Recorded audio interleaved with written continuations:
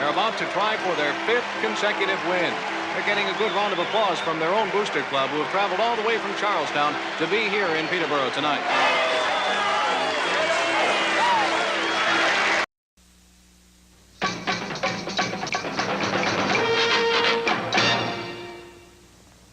Need more energy throughout the day? Looking for a kick to your workout? RockinThatIDLife.com has you covered with delicious flavors you've grown to love in tropical fruit and mixed berry, but now fall in love with the new fruit punch and orange flavors. Try them all at RockinThatIDLife.com. Realtor Mike Burgoyne with Real Brokerage LLC makes the moving process easier. Work with a realtor who plays and studies the game and will work as hard as the boys on the ice to get you the best deal. Check out Mike on the web at strikewithmike.com and jumpstart your move today. That's strikewithmike.com. Welcome to episode 16 of season 12. This is episode number 425, all time, of the often imitated, never duplicated. You want to go after an athlete, one of my athletes, you go after one who doesn't do the right things. You don't downgrade him because he does everything right and may not play as well on Saturday. You let us make that decision. The editor who let that come out is garbage. Come after me. I'm a man. I'm 40. We're the original St. Louis Blues hockey podcast. Let's Go Blues Radio.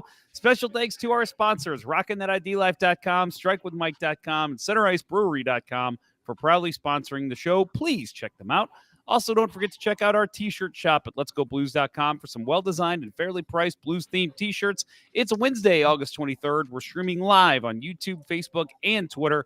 To interact with the show on social media, our handle on all social channels is at LGB Radio. Just search for us and you'll find us. And if you haven't done so already, please like, follow, subscribe, ring the bell, buy a t-shirt from our shop, yell, "I love Let's Go Blues Radio," as you climax, or do whatever you can do to help us out. That's what all those "I love Let's Go Blues Radio" shouts are when I'm driving down the street with window down. Exactly. Yeah, when you're driving through neighborhoods and stuff and airport bathrooms, and yep, that's what it is. I'm your host, Jeff Ponder, and I'm joined by Superman's greatest villain, Kirk Price, and the Flash's oldest sidekick, Bill Day. Producer Austin is on assignment. The agenda for tonight's show. What? No, what do you say we should use from now on? Oh, that's right. Producer Austin is sitting out because of allegations. He's Due to the allegations. Suspended pending review of allegations. There you go. I think to answer Matt Harris's question, no, he has not beaten the allegations. He is not. The agenda for tonight's show includes rewatching the greatest comeback in NHL history, what we affectionately call the Wednesday Night Wonder. We'll get to that in a little bit. But all that and more on this fine and dandy, like sour candy episode of Let's Go Blues Radio. Gentlemen, we are back for a second week in a row with the three of us manning things together. That usually means it's regular season or playoffs, but we are not there yet. We're still in August, but hey, it's the end of August. We're getting there, and glad to have you guys back for another week. It's really great to be here. Where's that from? Thanks for having me. It's really good to be here. Yeah, hey, 2 weeks in a row. How about that? I am no longer on hiatus. No, I love it. Yeah, I feel like I'm back. Yeah, we've only got, 2 all-time team shows left. We got to reveal coach and utility players. So, yeah, we're getting there, folks. I know, again, August is like that time, I think, where it really feels like hockey season's so far away. But I did see something today that made me feel better. We are closer to puck drop on opening night than we are to the Vegas Golden Knights lifting the Stanley Cup. So that's some words of encouragement for you. Can't get far enough away from that. Matt Harris says Agreed. he's here before the feds shut us down. I think we're okay this time. We got to say, we're 99% confident that is not going to happen. So the issue with that last one was that game was not on YouTube. We thought if we did it live, it shouldn't be an issue. There's something in that Roar Bacon game that YouTube does not like, or Facebook, really, because they shut us down too. Yep. So this game is already on YouTube, so we should not have an issue tonight. Yeah, that was weird.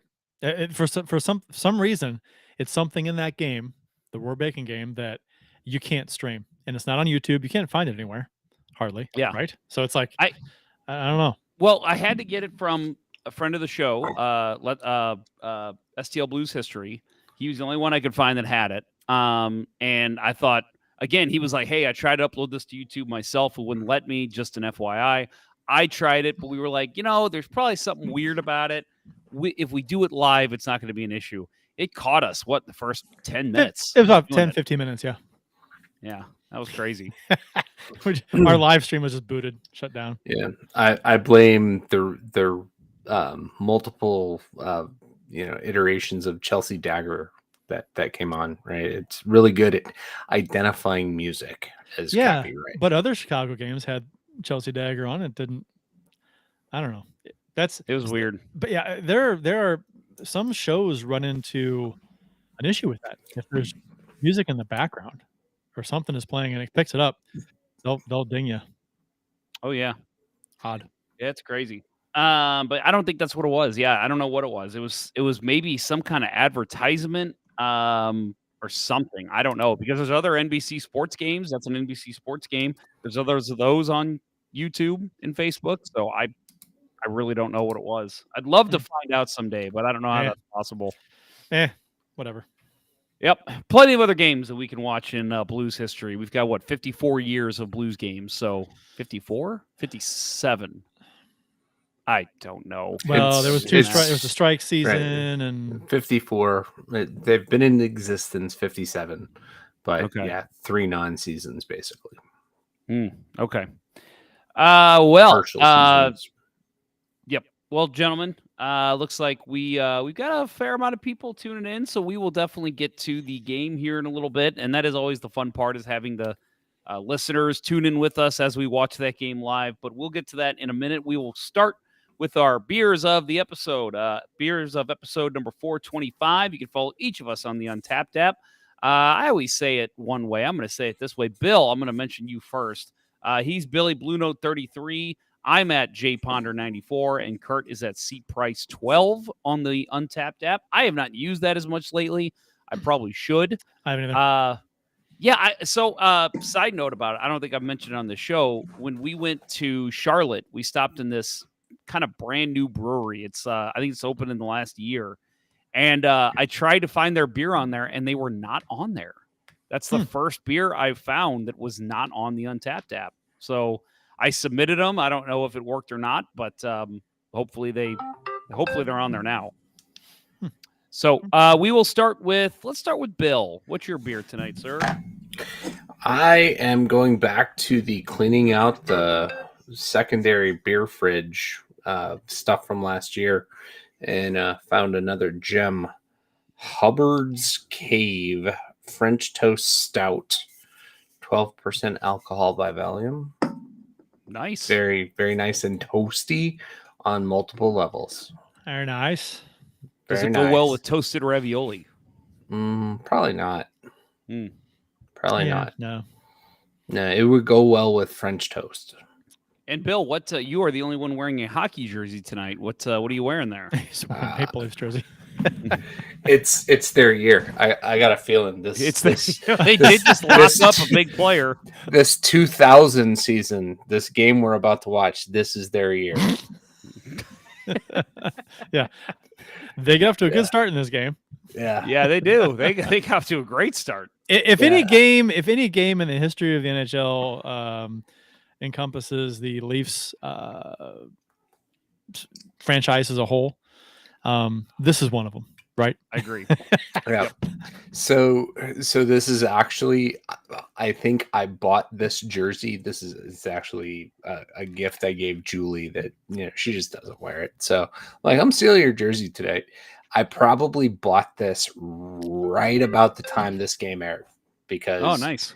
It was our first year of dating, and she likes hockey. She's from the Toronto area. She's from London.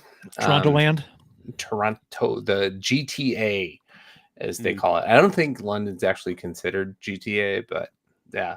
So I bought Brampton it, and is, I'm like, oh. Right? Yeah. Yeah. Any name on the back of that one? No, no name on the back of this one, but it does have the lovely Maple Leaf Gardens Forever Memories and Dreams patch. That Very nice.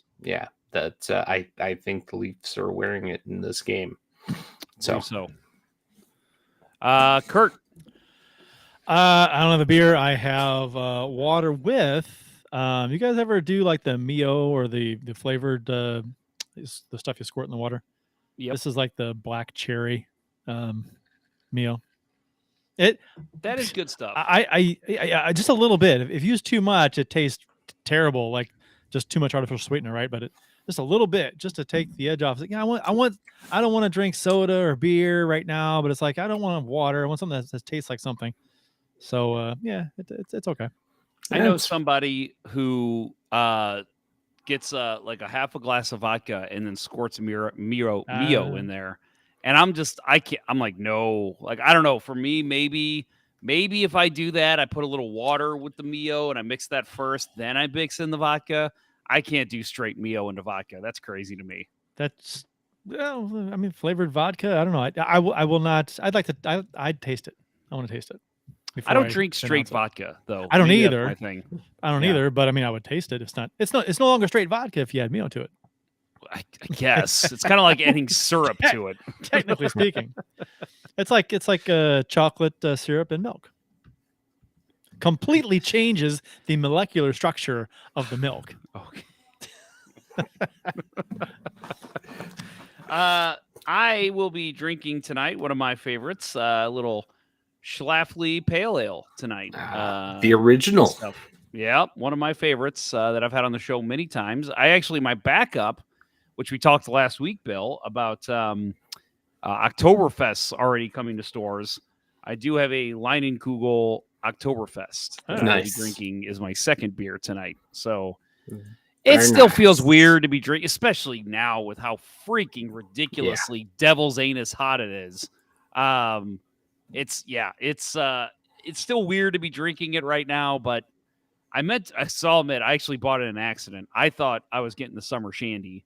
But instead I got the Oktoberfest, which I was like, the summer shandy cans are yellow, and that one is blue, correct? It was a 18-pack. I just picked it up. I just figured it was the summer. He was drunk already. Yeah, right. Yeah, I was already wasted. I already had too much vodka and Mio. Yep. Well, guys, one news item we'll get to very quickly here before we get into the game. For those that are interested, and actually, before we do that, we got a couple comments I want to read from Matt Harris. He says, y'all have inspired me to drink tonight. Glenlivet, 25 year.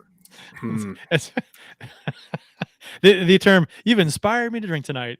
It just sounds funny. I'm sure there are a lot of alcoholics trying to quit listen to the show that, hey, they've inspired me to drink tonight. Yeah, so I always make fun of somebody I know who's an alcoholic and a self-admitted alcoholic. You make fun of somebody who's an alcoholic? Yeah, that's a she's a self-admitted alcoholic, so it's okay. That makes it okay to make fun of. Makes her. It way okay. Okay. She always finds excuses to drink. Well, this situation pissed me off. Time to grab a drink, and I always tell her, like, come on, you would have drank tonight anyway. What are you doing? So that's kind of how these people are. You know, that's how Matt is. Come on, Matt, you were going to drink anyway. but that's a proper pour. Glenlivet 25, right? That's not your average Wednesday night drinking. Is that what is that? Is it a whiskey? Is it a bourbon? Scotch. Scotch. Scotch. That's close. That's close. Whiskey. You were right. Yeah, Scotch whiskey. Scotch whiskey. So, I'm ignorant on the different kinds of whiskey and bourbon and Scotch and what's good and what is not as good.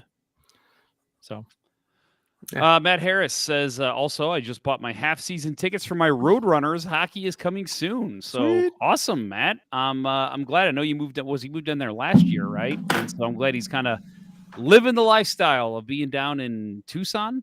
So I think he's in Tucson proper. I could be wrong on that. And he says, any thoughts on 9/22/23? Have you guys seen those? That's going around. What is it? It's something with the Blues and Budweiser and somebody else. They're just posting that date constantly. And SIUE did that. Yeah, they just started advertising 283. It was all the digital signage on campus. 283 to flash on there for like 10 seconds and go to something else. And what the hell is 283? It's like some kind of clever attempt at marketing and. Yeah, and it's getting people. I mean, hey, Matt Harris asked on this show any thoughts on it, so clearly people are talking about it. Now that we're talking about it, the whole hockey community is going to be talking about it. So right. That's tell me I'm right. Tell me people love damn us. straight. Yes, right. People love us. Yes. Okay. Good. So single game tickets are officially on sale for those of you interested in buying single game tickets for this season. Promotions and theme nights can also be bought. And so I got a couple listed here. We don't have to go through them all. Kurt, the first one that I wanted to bring up with you and see if you have any excitement about. Seems like you do. Yeah. They're calling it Dink at the Rink Pickleball Night. Yeah, November baby. 14th versus the Lightning. It includes and this is a sweet looking dry fit shirt. I don't know if you saw it, Kurt. It's a dry fit blue shirt that's also accompanying the St. Louis Shock, which is the pickleball team out here. So pretty cool. I mean, that's exciting, right? I know you're a big pickleball player. Oh yeah. Going to go to the game. I have to go to the game. Being a pickleball player, it's like addictive. So, I may have gone to the game anyway, but it's just another reason to go. Yeah. So it should be fun. Yep. And we got Jeremy Leith, who's a new listener, and I can say that. First-time watcher, like what I'm seeing so far. Can't wait for Blues hockey. Jeremy, we haven't even started talking about the Blues yet, so you are in for a fun night. I hope you stick it out with us. Yeah. and if you have to do something else, just leave us on in the background, and you can listen to us blather about. Yeah, and you'll still hear the call from Ken Wilson and is it Bernie on this call? Yeah. It is Bernie.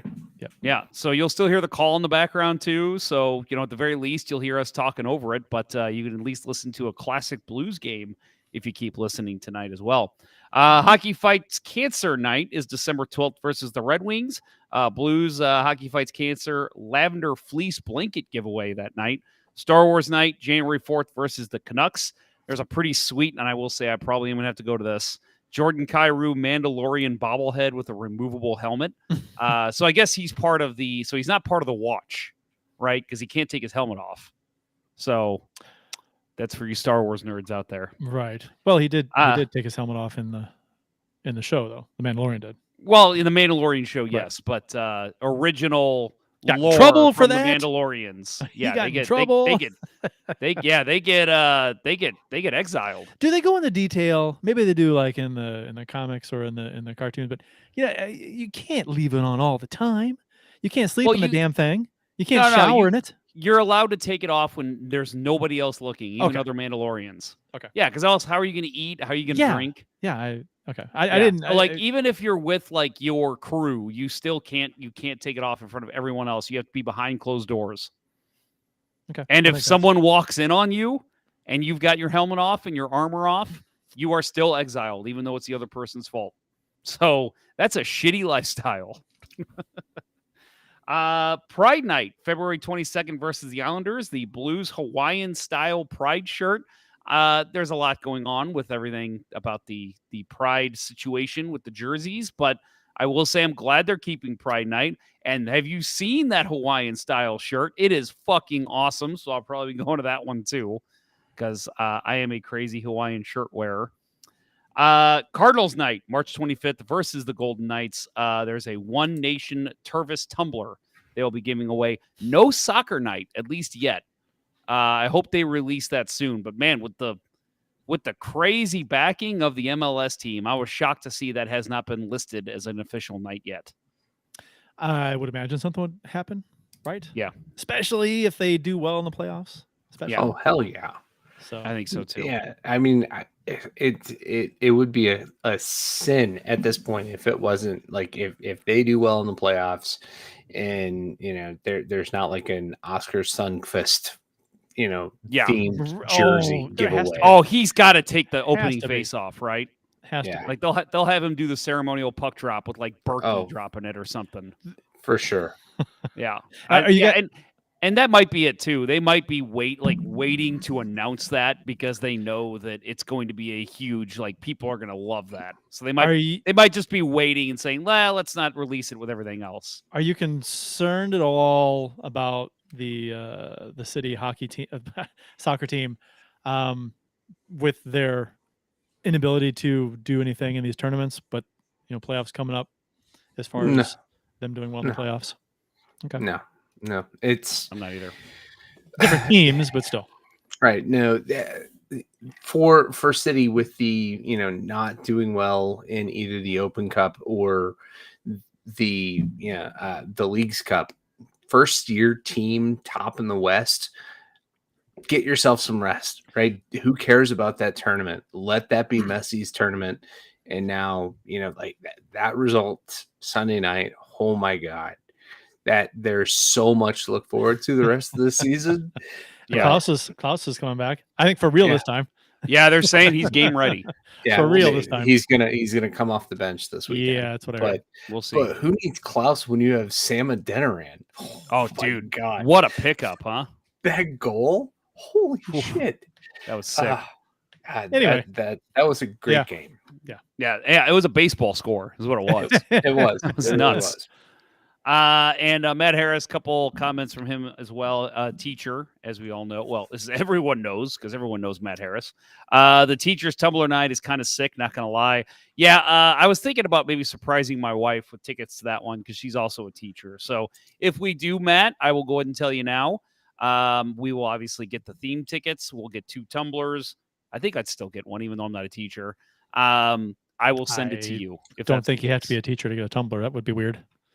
Well, they've done things before where you get discounted tickets if you show your teacher's badge. So I don't know if it's something like that. Yeah, but I think everybody would get the tumbler or the first. What is it, 15,000 or 12,000, whatever it is. Well, you got to buy the theme tickets. Okay. So you get a tumbler. Yeah, sure. Yeah, for sure. So yeah, Matt, I will send that to you if we do end up going to that game for sure. Well, all right. I think we're going to take our first commercial break here, guys, and then we will get right into talking about this game. And you know what? Before we do that, because I know it's early, I don't care, but I don't want to interrupt the game later, so we're going to do. It's 10 p.m. Do you know where your children are? Oh, breaking tradition. I am, but it's like, man, I don't want to play that in the middle of the game. It's gonna there will be like a goal scored, and we're gonna play that. So I just want to make sure. Let's get that out of the way now. I'm not pausing it. Fuck that. All right.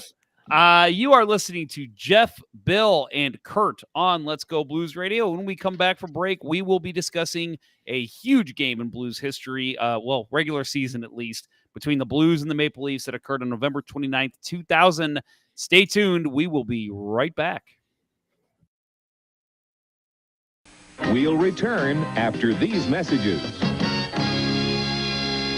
Every beer league hockey night, I grab my hockey bag and sticks and throw them in the trunk of my car. And the very next thing I do, I mix up a boost of energy courtesy of RockinThatIDLife.com. It's formulated to break up its delivery in 3 ways, which helps me get through all 3 periods of hockey. Phase 1 provides a rapid onset of energy, concentration, alertness, and motivation. By period 2, I'm receiving a dose of sustained energy, increased focus, metabolism, cognitive function, performance, and feelings of well-being, which I need with the way I play. In Phase 3, I'm getting fatigue protection without jitters and crash, an elevated mood, and a reduction of fluid retention to help me make the big play when it counts. This same triphasic approach helps me when I drink it during work hours or simply just for a pick-me-up when I need it. Try one of the 4 energy flavors by visiting RockinThatIDLife.com, but make sure to email Dustin at RockinThatIDLife@gmail.com and tell him Let's Go Blues Radio sent you to receive an additional 10% off your order. That's RockinThatIDLife.com. Center Ice Brewery is a beer lover's dream for hockey fans. Based in St. Louis, Missouri, owner Steve Albers has been brewing hockey-themed favorites for thirsty sports fans since 2017. From the Beauty IPA to the Old Arena Lager, a cold, frosty, hockey-themed beer is just what the doctor ordered for hockey fans in St. Louis. Make sure to check your local beer store for Center Ice Brewery beer today. LGB. Let's go beer. During the magical 2019 playoff run, I was in the midst of buying my current home. Every time I spoke with my realtor, obviously, home buying was the discussion. But in the back of my mind, I couldn't stop thinking about what was destined to happen for our St. Louis hockey team. If only there were a realtor who could have walked me through the process, held my hand when needed, but was there to be a sounding board when I wanted to complain about a certain hand pass goal. Let realtor Mike Burgoyne with Real Brokerage be that for you. He'll have your needs top of mind as he skates you through the home buying or selling process, dangling you past any obstacles and assisting on all your home goals. Check out strikewithmike.com for more information or give him a call directly at 314-753-4060. That's Mike Burgoyne with Real Brokerage at strikewithmike.com, and that number again is 314-753-4060. Don't forget to tell Mike that Let's Go Blues Radio sent you. And now, back to Let's Go Blues Radio, the longest running St. Louis Blues podcast with Price, Ponder, and Day.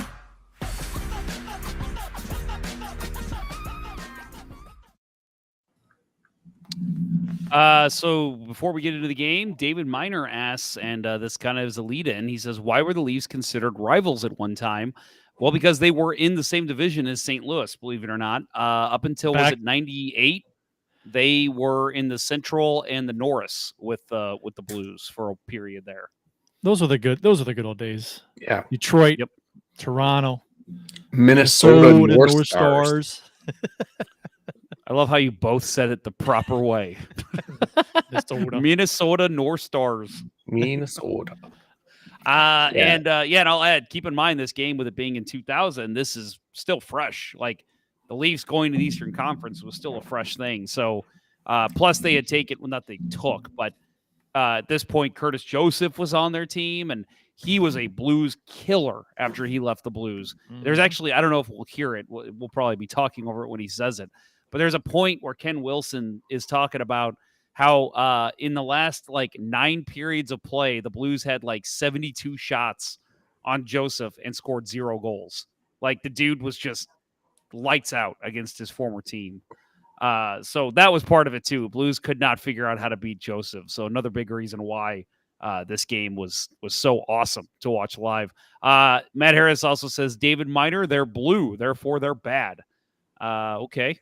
All right. So we hate all blue teams. Fuck the Blue Jackets. Fuck the team that we root for.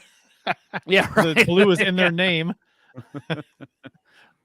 David thanks us. Of course, David. Getting into this game, again, November 29th, 2000. Blues going into this game, actually, it was a battle of second-place teams.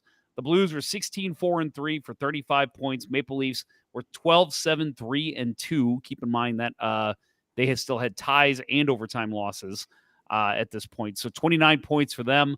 Again, Toronto was second in the Eastern Conference. St. Louis was in the Western Conference, and they were second behind Colorado.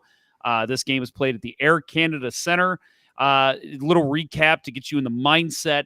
So this is coming off some playoff downfalls for both teams. Surprise, surprise, the Blues and Maple Leafs not performing well in the playoffs. So Blues were upset by the Sharks in the first round in 2000 after winning the President's Trophy. So this was the year after. Bill, I think you might have said it before the show. You mentioned Sean Hill's name. The big acquisitions for the Blues this summer was Sean Hill and Dallas Drake, because that was the knock on the Blues was they couldn't beat the Sharks because they weren't tough enough. So they went out and got Dallas Drake, who became a first-line winger for them. And then Sean Hill, who was supposed to be a top 4 defenseman, but was absolute fucking garbage as a Blue. Just too damn slow. Could not keep up with play. I don't know why he worked in Carolina, but not here. And the Maple Leafs also beat the Senators in the first round of the previous playoffs, but then they lost to the Devils in the conference semifinals. And the Devils won the cup over the Stars. So they did lose to the eventual Stanley Cup champions. But two upsetting losses, I guess, for both cities. And remember, at this point, this was the Blues, that year in 2000. That was the team, right? They won the President's Trophy. This team is going to barnstorm the league and win their first cup. They're out in the first round. So hopes were pretty low at this point because this is still early in the season in the 2000-2001 campaign. Well, we ready to get at it, guys? Let's go. Let's do it. All right. Here Let's we go go. Leafs. Oh, hang on. I don't know why it already started. Here we go. All right. So we will comment over this game as it happens. I don't think it's playing. Oh, there it goes. And keep in mind, we are not going to watch the entire game. We've got it cut up pretty good between the first and second periods. We're looking at a little over an hour of gameplay we're going to watch here. And, of course, we're going to watch the whole third period because that's when the magic happens. Blackhawk star there, Jamal Mayer's on the Blues bench. And Blues and Hawk commentator. And future Toronto Maple Leaf. Yeah. Finished. Oh, there he is. The man, the myth, the legend, Roman Turek. A man who loves his beer, apparently, Roman Turek. Good numbers, though. 1.83 GAA, 91.4 save percentage. He had a really good season with us. He did. And then Colorado happened. Yep. Cujo, of course, in goal for the Toronto Maple Leafs. Man. Yeah. I felt bad for him in this game. Yeah. I've got, I actually have on the shelf behind me, not that you can see it because it's way too far away, but I have the pre-NHL licensing McFarlane, Curtis Joseph, Toronto Maple Leafs. Hey, Ponder, the template is not up there. Oh, that is an excellent call. Yeah, we did make a special graphic for this. I was like, there we go. I was like, something's missing. Yep, my bad. Too much to remember. Yeah, I hear you. I hear you. Oh, there's 42. Is that David Backus? That's 48. That's Young. Scott Young. Scott Young. Yeah, this is pre-David Backus. Oh, I know. I was kidding. PB. So we got the Turgeon, Drake, and Young Turgeon. line. I loved that line. Yeah. That was a fun line to watch. No, Drake didn't score. Go figure. Yeah, shocker. I'm sure he complained to the ref about something after. God, I wanted Turek to work out here so bad. I remember when Dallas had the deal in because they had Belfour and Turek. It's like, oh, and we stepped in and got him. It's like, oh, he was like the guy to get right in the offseason. Right. The goalie to get, and we got him. I was so excited.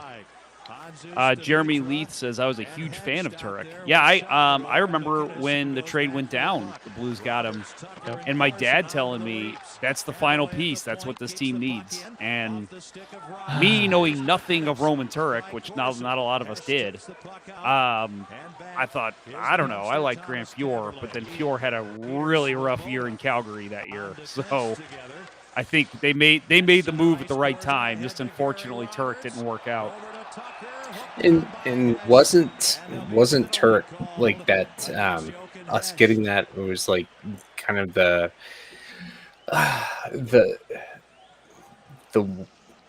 I don't know. Somehow it felt related to Dallas signing Brett Hull away from us. It was like they.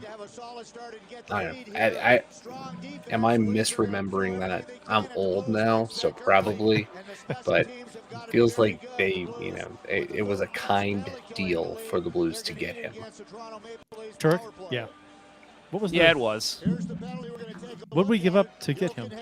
I'm going to look it up right now. Okay, so let's point of note there. Bernie said Jochen Hecht there. So let's see if it stays consistent the entire game. All right, so the Blues traded a second-round pick in 1999 to get Turek, and it was Dan Jansevsky, which I'm going to take a shot in the dark and say he never played in the NHL. Isn't it funny how goaltenders hardly ever have a lot going the other way when they're traded? I don't know why that is. Goalies, it's still that way.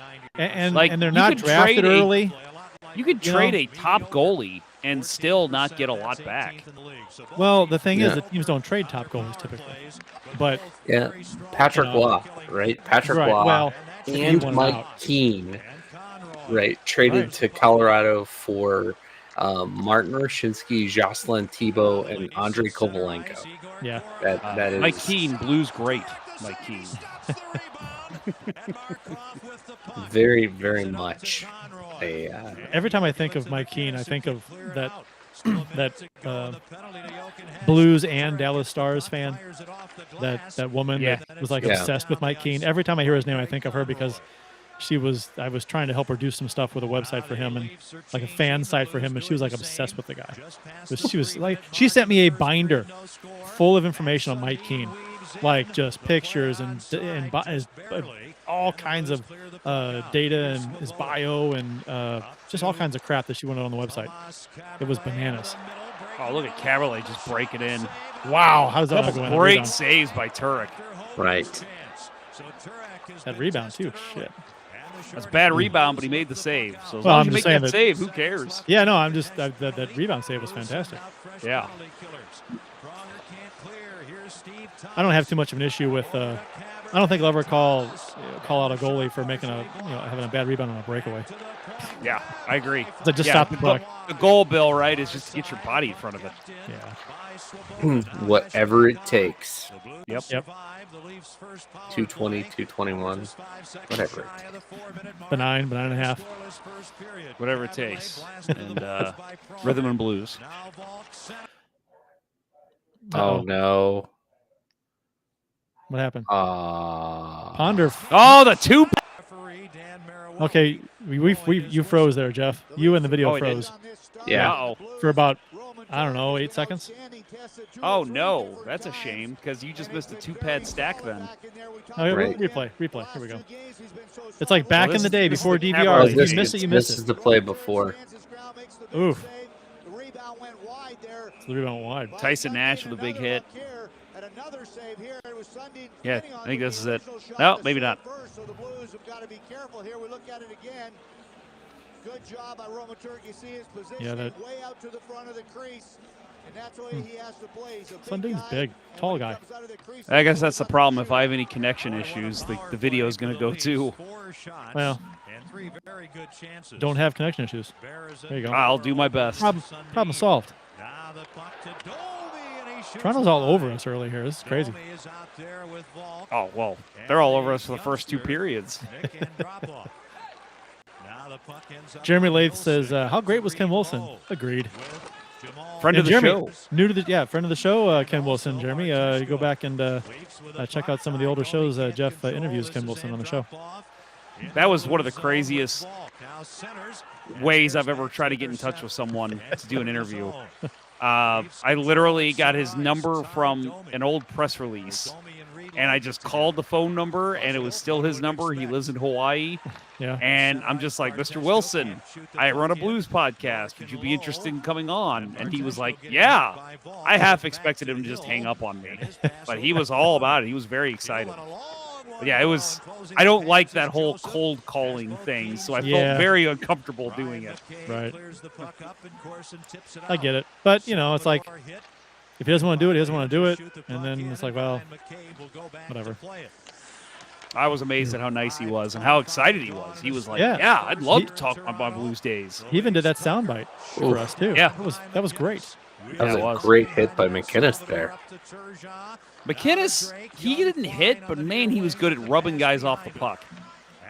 And that was one of those where it was kind of a hit, but it was also just a rub. It was a rub off. What's a rub off mean? Rub off Right. means. What's a rub off? Vladimir Tarasenko is still sucking at the teeth at this point. Not really. This is Salvador's second season, right? I believe it's his rookie season. Is this his rookie year? Yeah, I think it's him and Havanov's rookie year. Okay. Because they were the other two kind of pickups. Because before that, it was like Brad Shaw and somebody else that was on defense. Okay, so here we are jumping ahead in the action. We are going to go to 7:38 of the first period. So we're going to have this happen a couple times here in the first 2 periods, just because, again, we don't want to do this for 3 hours. Wait, was that a Mike Eastwood sighting? Oh, boy. Mr. Faceoff. It definitely was. Mr. had a goalie stick for a blade. Of course he was a face-off specialist. I'm pulling up some Mike stats, Eastwood plays a big role in this game, so keep that in mind. Doesn't he win a key face-off? We'll see. Okay. Trying to remember. Oh, Craig Conroy. We lost him later that year to acquire Corey Stillman, which I like Stillman, don't get me wrong, but man, I love Craig Conroy. Yeah, Conroy was just good. He was a better version of Rick Mahar. And there's a goal. Gary Roberts. That was Gary Volk. That's See, Gary Volk. this was just a matter of time. I mean, in this game, Toronto was just on us. Yeah, I'll tell you, the time that I cut out, it was more Toronto all over the place. So they conquered this first period.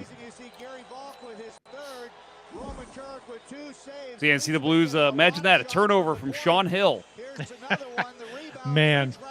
Goes through traffic, and Volk's just there to bury it. Sean Hill was an acquisition that I liked when we got him. I hated that he was horrible here. Oh, he was terrible. And so here's a question, Bill. Is that goalie interference by today's standards? I wasn't watching for it. I think you get the analysis, the scrutiny that's just not present here. But I think it's not something that would get upheld as goalie interference. There's probably a 5-minute delay to figure it out, but I'm sure.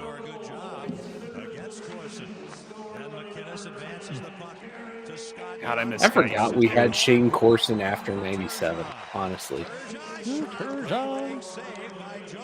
Wow, Ken Wilson actually pronounced the N in Turgeon's name that time. Yeah, Shane Corson is a Maple Leaf here, which people is he forget. really? Yes, he's a Maple Leaf in this game. Okay. There's Michael Hanzus, a guy who hung around the NHL for a long time. Good for actually, him. After he left here. Good for him, too. Won I liked cups him. in Chicago. Yep. Man, poor Chris Pronger. His pairing mate is Jeff Finley. That just speaks to how great he was. That is, right. Plus minus. I think still positive at this point. I think we all know what Jeff Finley's greatest moment as a St. Louis Blue was, right? Oh, and he beat the shit out of Darian Hatcher. Well, he saved Pavel Dimitri's life. Yeah, he did. Reaching out of the penalty box. Where was he in 2011? Oh, that was a bad joke. That's bad.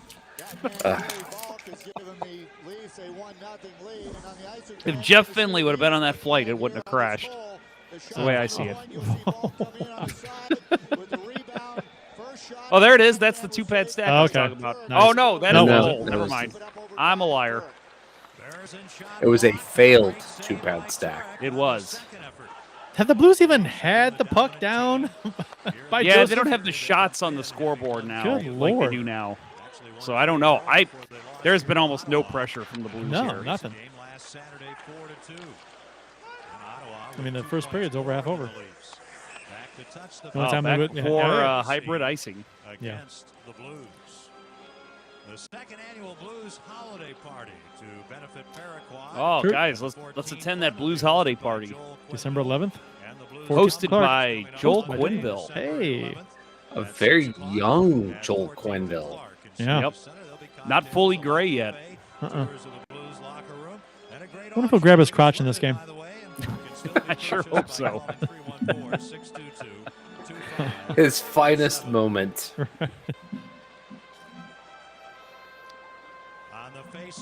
Here, Turgeon led the Blues in scoring this season. 82 points. God, he was good. He was good. I sure hope he makes that utility for the all-time team. Stay tuned, folks, to Let's Go Blues Radio and find out for yourselves. There's my pitch.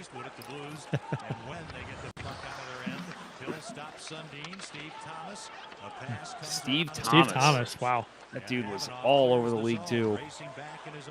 That's Wait, a good one to remember for Puck Doku. Yeah. I've yet to play that. You're gonna have to explain that to me. So, dude, it's incredible, and it It's just takes up cross-referencing. so much time of my day. You'd be good at it, Bill. It's You would be. cross-referencing players that played for this team, that team. maybe I'll bust it out right now. You're watching a hockey game. Oh, right here we now. go. But I can 2-on-1. multitask. I know I don't score, but Don't still. even get a shot on the Not even a shot. 2-on-1. Because they Not carry the even puck an over. attempted. Carry the puck over the end red line. Like, what do you expect? High stick. I mean, it was a good Third defensive shot. play, but just shoot it. Thus a whistle to stop play. And we are jumping ahead in the action again here. We are going to 2:52 of the second period. Let's turn now to our Dobbs. Here's a good question. Who took the first penalty shot in Blues history? Wasn't it Plager? In Blues history. What do you think, Bill? I know What's the up? answer. Whoa. No, it's Jimmy Roberts. Roberts, yes. Yeah, It's they're the literally guy- showing him on screen it's the as they guy ask the that's- question. But I do think Yeah. there's a clue there somewhere. And Ken Wilson's making a joke about it. I wonder if they're just showing us that that's Jimmy Roberts or if they're answering the question. Yeah, Purdy's joking about it too. I think they might be doing both. Here's Salvador. Yeah, getting the Jimmy This Roberts is- was the first to take a penalty shot in Blues history. Conroy in the middle, Nash Oh, I think I've got this one. He scored, did he not? the boards. I think so. Possession. I thought he scored. The late, great Jimmy Roberts. His pass and Brokaw right Whoa! And there's another goal. Ty Domi does not get tied up. And all of a sudden, boom, there's another goal. Gary Volk with his second point. Ty Domi with his second point. And he has 5 goals, and that man right there, Matt Sundin, only has 4. But great work. This is a great play by Volk. Look at the pass to Antropov. Ty Domi. And Tropov, Antropov, isn't it? It's Antropov, That's but a nice pass. at this point he's a rookie, so Yep. And, Yeah, I mean, that's who is that? That's Is that Conroy. Conroy not time tying up. up a stick. Yep. He's just kind of coasting. He hooked him instead of tying up his stick. That's the problem.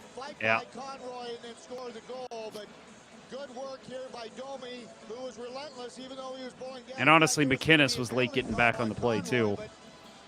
That's it. Take him out of the Hall of Fame. Did he shave his eyebrows, or were they just naturally like that? I think they were naturally like Was it a that. scar? Yeah. Maybe it's a scar. I think it's from a stick. So Nick Andropov, the young Andropov. for Toronto, has That's how Yep. Ken Wilson pronounced it. Andropov. Yeah, and that's what we just said. Yep. Bernie said it too. So 2-0 Toronto at this point. 16:30 left in the second period. Man, 3 more goals. I'm turning it off. I'm going to Coles. I will tell you, the minute I turned it, I didn't turn it off. My dad turned it off. I would have been 15 at this point, and I was begging him not to turn it off, but he did it anyway. I don't know the There's got to minute. be something else better on TV. Fuck this shit. I don't know the minute I turned it off, but I know the score was 5-0. And I went to Coles. And, what'd you buy? I probably nothing. But I took my headphones with me, and the just what- reception was terrible inside Coles, and it was all fuzzy and staticky, and I thought I heard that we had scored a few goals, and I was like, what? Couldn't really hear. And I got to the car, and I hear what happened. I was like, you've got to be shitting me. I was so pissed off when I should have been excited. April 27th, 1968 was Jimmy Roberts' penalty shot, and he was unsuccessful against Minnesota. That's why I said unsuccessful. Yeah, me too. Totally. Yeah, Yeah, that was a nice little pass there from Antropov, as they call him. Here we go. Here we go. Hey, there's a shot on goal. Nope. Dallas Drake. Sean Hill down. Dallas Drake. Over here to Havanoff. Kavanagh was a little underrated, I thought. I wasn't a fan. Offensively, he was great. But That's I what I'm thought saying. his defensive I think his prowess contributions was were terrible. I don't think he was Of great course you defensively, but I weren't a thought fan. He's the guy that broke Chris Pronger's, was it his ulna? Wrist. It was his Yeah. wrist. I was at Yeah. that game. Oh, that was just bad luck. Pronger was coming out of the penalty box, and he was throwing it up the middle, trying to clear it, and it just hit Pronger right in the wrist. Yeah, I was at that game, and I remember just, you got to be kidding me, because Pronger had just gotten back from an injury too. Yeah, I was at the game that. So real quick, sorry, McKinnis- Bill, gonna interrupt. We'll jump ahead in the action here. 10:06 of the second period. You were at the game. Which game? When Bill? McKinnis took the stick to the eye that detached his retina Oh. and changed the trajectory of his career. Yikes. San Jose. It was in Scott Hannon. Yep. I was in first time I got to sit in a like a company luxury box. A friend of mine's company hosted that night. And it was thought it was a great experience until I saw that happen. Oh, at this point in his career, McKinnis was talking about he felt like he could have played till he was 50. Mm-hmm. Which I don't think he's wrong. He was in great shape. Pounder, you said you were at the game that where Pronger hurt his wrist? Yeah. I think I was at that game too. Maybe we were sitting right next to each other. You never know. Jeremy Leith says Ty Domi has the most fights in NHL history. Is that true? That's true, I guess. Good question. Where's our producer? Is it the most fights or the most minutes? Oh, here we go. Here we go. Yeah, here's a good fight here. Pronger is trying to go at it with Domi. And I love that about Pronger. Not afraid to swing around the official. And I'll say, he too, could not to bring back up the locomotive crash, but we just saw a shot of Dimitra and Korolev together because Korolev is a Maple Yeah, they're Leaf right there. at this Yeah, point. they're right there. Yeah. Yep. Right there. Man. God. Kind of eerie to see. Yeah. Yeah, Pronger, how many times do we see that look? His shoulder pad coming out of his jersey because he ragdolled some guy and they just tried to pull on whatever they could get. I'm sorry, it was not Ty Domi, it was Brian McCabe. McKinnis with the shot. We're going to see here with Pronger working in front of the net. You'll see him right there in the picture. The save. Now Pronger just Nice little split screen they got going on there. Chris Pronger, at this point, before they got Keith Kachuk, on the power play, they'd set him in front of the net, Yep. which I loved and hated. I loved it because he was really good at clearing space and trying to get tips and redirections. But at the same time, like, dude, he was so good on the point. Like, Yeah. you're losing a good point man by doing that. But it was also you at the got point in McKinnis, his though, too. career where Right. he could play the first part of it in front of the net, and then McKinnis goes off and he goes back to the point for the next part. Right? He played so goddamn much in this era. What I loved about Pronger here, too, is he doesn't just drop his gloves, he flips them. He's just like, get over here, and he just flips his gloves to the corner.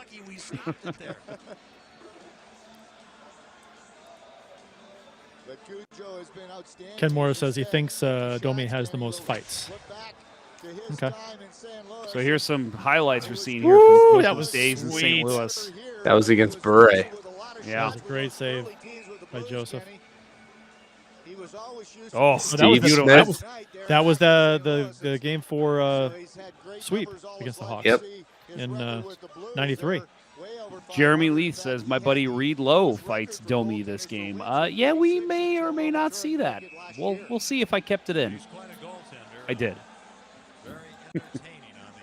Is it really your buddy, Jeremy, or is he just Yeah, just a Jeremy, pickup you player? actually know Reed? Do you work with Reed? I know he does a lot of local stuff. Mm-hmm. Does he still have that barbershop? Or was that just a short-lived thing? I don't think he does. Does he have like an electric company or something now? Hey, I you could be wrong. guys. That's old school there. Electric company, hey, you guys. Oh, yeah. Yep. Was Yeah, it Reed Morgan Lowe- Freeman Reed on Lowe's- that? What's that? Oh, that. Yeah, say that. That was a hook. You got him, Drake. Don't even Come on. complain. Shut your mouth and go to the box. That was the thing I hated about him as captain. Like, all he did was bitch at the ref, and it's like, dude, you're a captain. You need to talk to them. Yeah, I think there are some guys that once they get the C, it's like, oh, well, now I can talk to the ref, so I'm going to complain. Holding the that's stick. all he did. I like how they specify, not holding. It's holding the stick. Holding the stick. Like it matters. It's holding. You hold the stick, you hold the body, it's holding. David Miner, I was at the game where Nathan Walker scored a hat trick against Detroit on my birthday. That was one of my more favorite games the last couple of years because that was when they had all those crazy injuries and they were calling everyone up and they just started winning games. Like, was that the was game crazy. that he got the #1 star and Pang interviewed him and used might have the been it. Foster's Lager comment? Yeah, They got me in trouble. Yeah.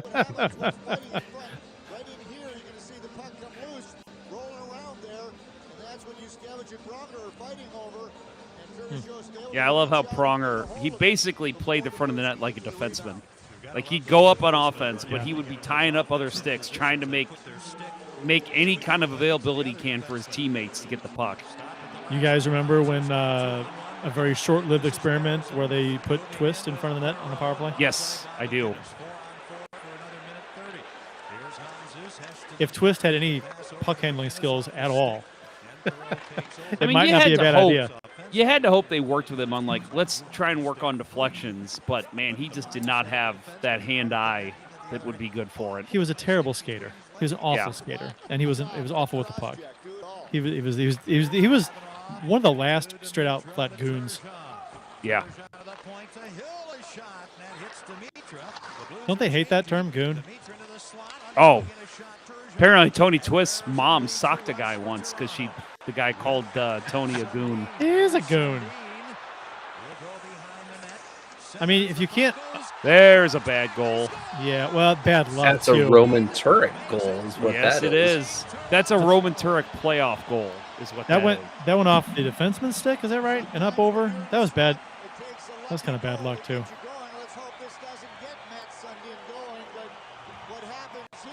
From behind the net, kind of just to stuff it in front, off a stick, up and over Turek's shoulder. So Sundin carries behind the net. Finley lets him go, which is the right play. Sean Hill tries to shoot it up front, and he goes right off Hill. And what do you expect? Sundin out there against our two worst defensemen. Yeah, like that's just bad pairing. I don't think Turek lost the side of the puck too. I don't think that's on Turek at all. I actually don't either. That's a bad luck goal. It bounced off Hill's stick and then bounced off Turek's back. It's actually nobody's fault. It's just bad luck. By Turek, Hill did what he's supposed to do. 2000s goaltending standards, not Turek's fault. If you give up that goal in this day and age, like goalies are already down in the reverse VH and cutting that corner off. That doesn't happen today. Holding the post too. Yep. If he's holding the post, yeah, it's probably not in. Yeah, this is the era of reactive goaltending. Jeremy Lee. Go ahead. I'm sorry. Oh, were you going to read Jeremy's comment? Yeah, about Reed owning an auction Go company ahead. and a beverage distribution company now. I knew about the beverage distribution company because he worked with Steve Albers. That's right. For a while. Yeah. And he also But the says auction he won company an I forgot auction. Yeah, he says he won this is from Jeremy. I won an auction in 2019, got to play with the Blues alumni in a game against a local college. Him and some of the other alumni took me out afterwards and became friends. Oh, that's That's cool. awesome. That's I awesome. bet that was that had to be one of the coolest experiences of a lifetime. To be able to play with the alumni, that's incredible. Yeah. So in actual game against local college. That's so fun. the Maple Leafs at this point are 11-0-1 when Sundin records a point. Let's see if that holds up tonight. I'm telling you, I'm feeling it. Was it year. Was the local college Lindenwood? Because that's Zombo's team. Oh boy. Woo. This was about the point where my dad was hemming and hawing about turning. Like, he had the remote in his hand, and I'm just like, Dad, no, leave it on. Yeah. I Well, would, and the way the Blues are playing, yeah, is they're just, getting outplayed. They look awful. Yeah. Steal, Turgeon.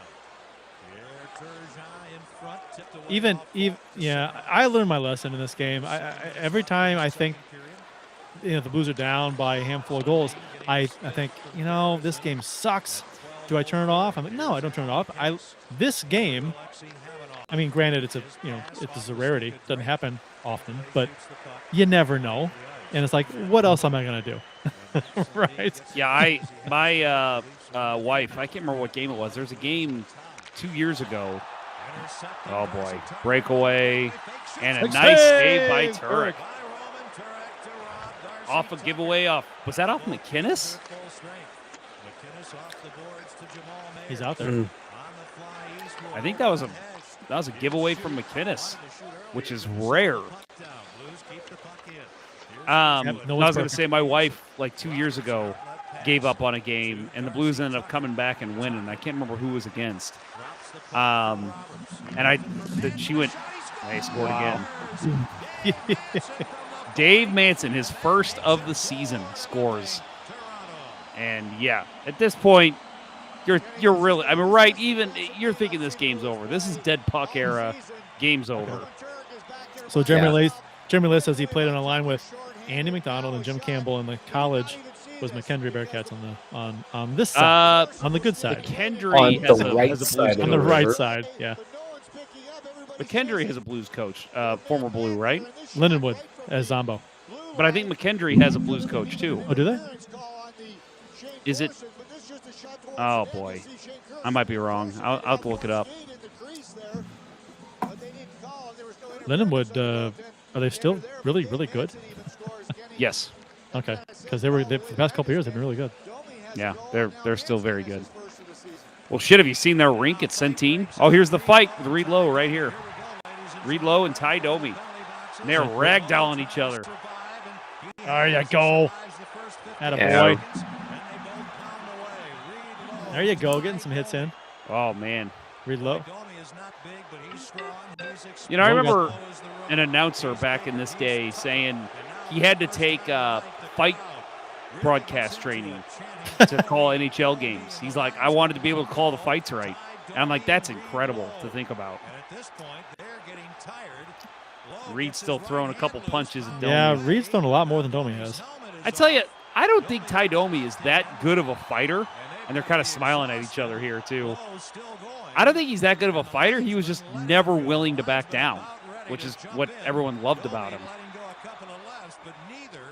He was tough, I've too. Seen him, he was I've tough. seen him get his ass he was kicked tough plenty of he was times. tough to, yeah, he was tough to, he would just take a beating and he'd keep going. Yep. Like Rocky. No defense, all offense. Jeremy says Barteshko was coaching McKendry at the time. And we're going to jump ahead in the game. 31 seconds into the third period. And yes, it is time to get ready for a wild ride. This is our last break that we will take in this game.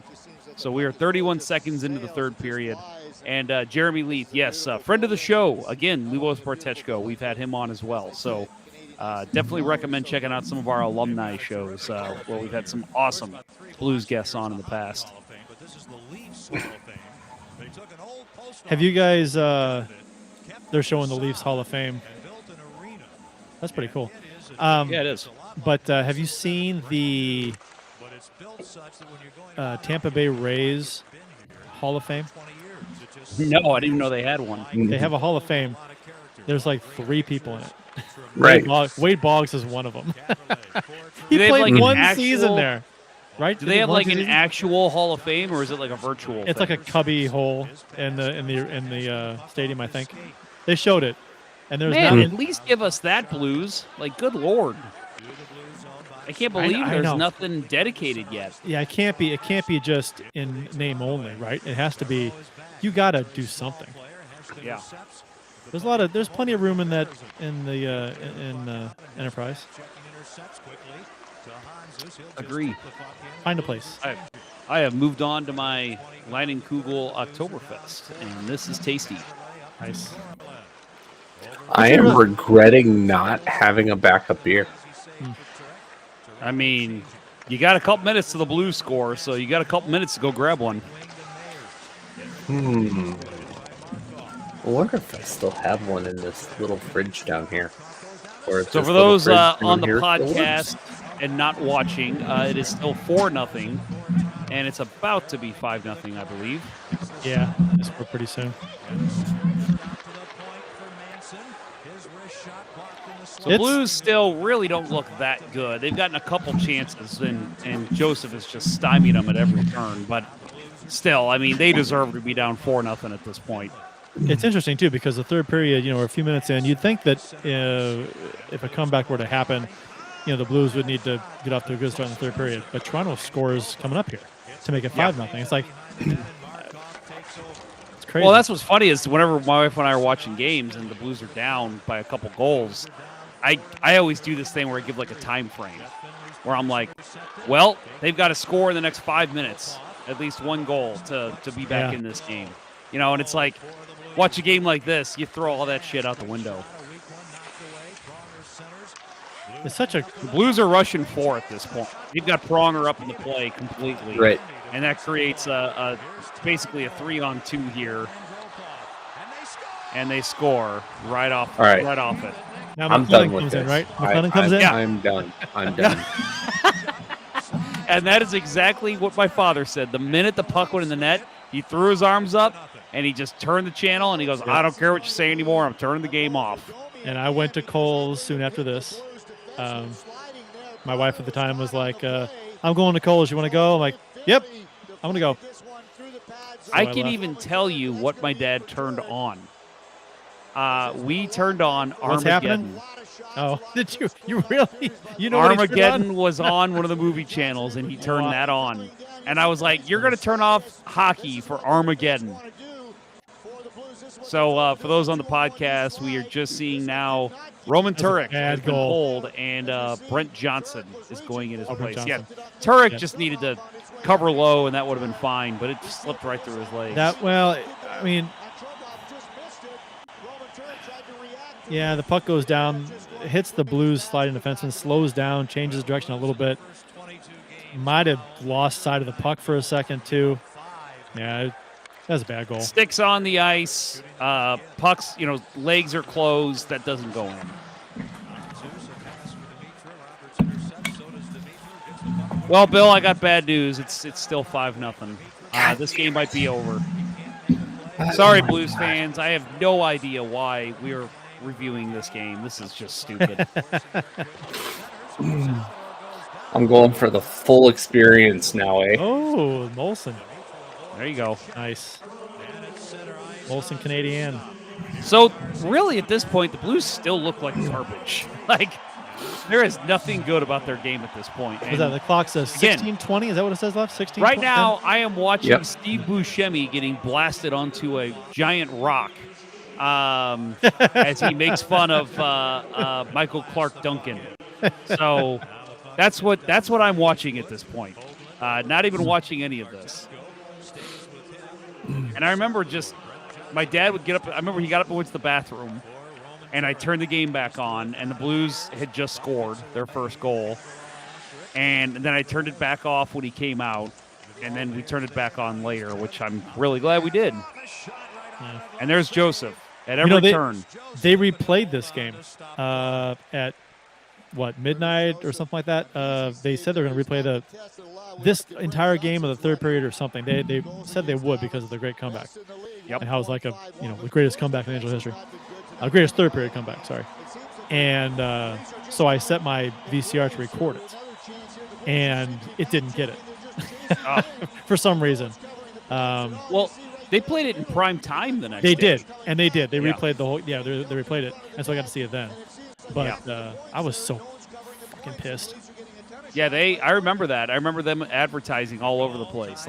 We are showing the third period again, so tune in if you missed it. And that's cool. I mean, Channel 11 would do that too when they had some games. I remember them when the Blues came back against LA and had that 4-goal power play in the playoffs. The Jeff Courtnall, Jamie Storr. Yes, right. They replayed. They said they were going to replay the. And here's a breakaway. Imagine if he scores there. Oh, yeah. That's a breakaway for Toronto, at 15 minutes left in the third. If he scores there, we never see this. Yep. But Channel 11 did replay the power play later. Like they said, we're gonna, after the news is over, we're going to replay the power play, something like that. Well, that's good. That's cool. David Miner says, and now the game starts. Yes, I'm with you. And he also says Brent Johnson better than Roman Turek. Yeah, I think overall I gotta agree with you. Turek had some ridiculous regular seasons, but Johnson played a lot better in the clutch than Turek ever did. So Turek liked his beer, and Johnson liked his cigarettes. That's right.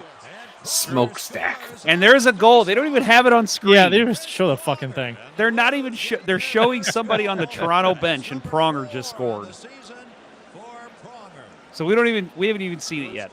That is terrible camera direction from the Fox Sports Midwest booth. So right off the face-off, Chris Pronger unloads a slap shot. And Joseph, back in his net. Holy cow. Way too deep in the net. Jeez. But, I mean, that's a great shot from Pronger. Top shelf on a slap shot from the point. It's a great shot, but Joseph was, like, under the crossbar. What are you doing? That was terrible goaltending, no matter the era. Yes, that was Tyson Nash. Tyson Nash. Oh, wait, hang on, listen. You don't think, do you? Right there. That line from Ken Wilson. Yeah. That was, this is right when I turned the game on. Again, turned off Armageddon when Dad went to the bathroom. And I heard him say that. And I remember thinking, you're fucking high, Ken Wilson. And then I turned the game back off. And then when they scored again, we turned it back on.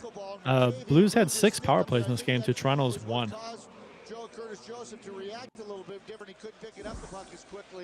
And Toronto had 21 minutes and penalties. Blues at 13. What a great call from Ken Wilson. You don't think, do you? Love that. Unbelievable. Now, granted, he probably said things like that in the past many times, but this is the one we're going to remember. But that's all that matters, right? Yeah. Is it happened one time, and he said it that night. Yep. You know how many giveaways and takeaways ESPN has for the Blues and Leafs in this game? In the stat? 0 for each. 0. I think this is before they started keeping track of the stat. They weren't keeping track yet. Oh, Blues definitely had many giveaways in this game. And Blues outshot the Leafs in this game. Oh, they poured it on in the third period. Yep. And they took a lot of bad angle shots to start the game. They were just firing it anywhere when they were going down 1-2-0.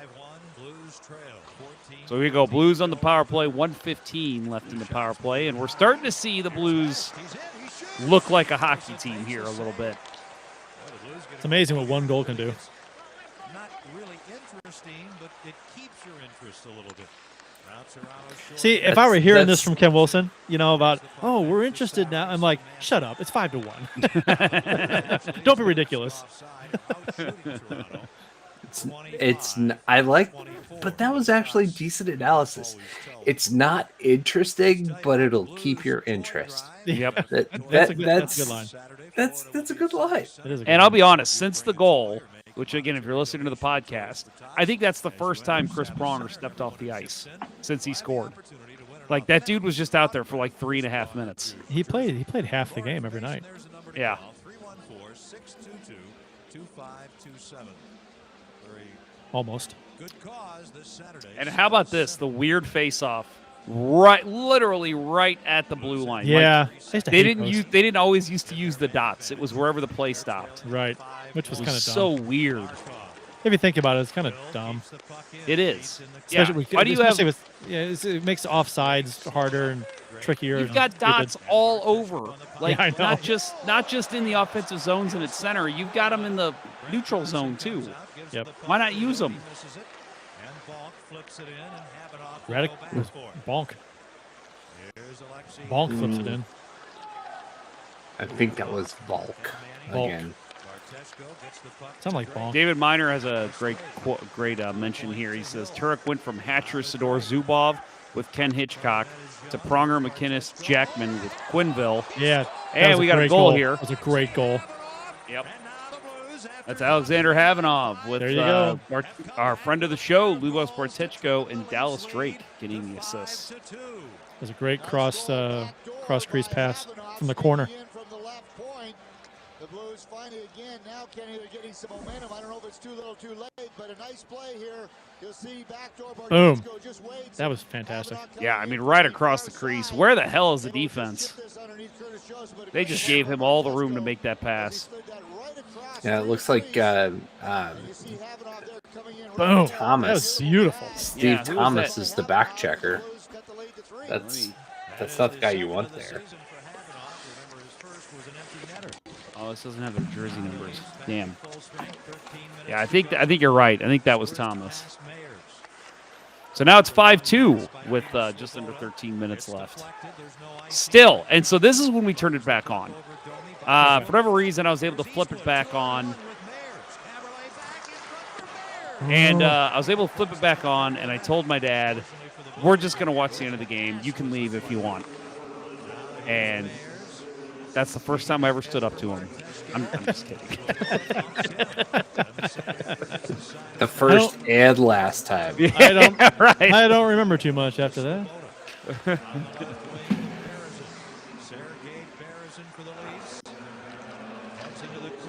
No more Armageddon, Dad. We're not watching Bruce Willis anymore. Deep Impact was better. Agree. 100%. Morgan Freeman. Even though I liked Armageddon, even though the love story was kind of dumb. Oh, yeah. It was too corny. Yeah, I like that apocalyptic crap. I like it. Me too. It's fun. Oh, I just watched Terminator Genesis for the first time last night. Really? Have you seen that? No, I haven't. I have not seen it either. I don't want to give anything away, even though it's been out for 8 years.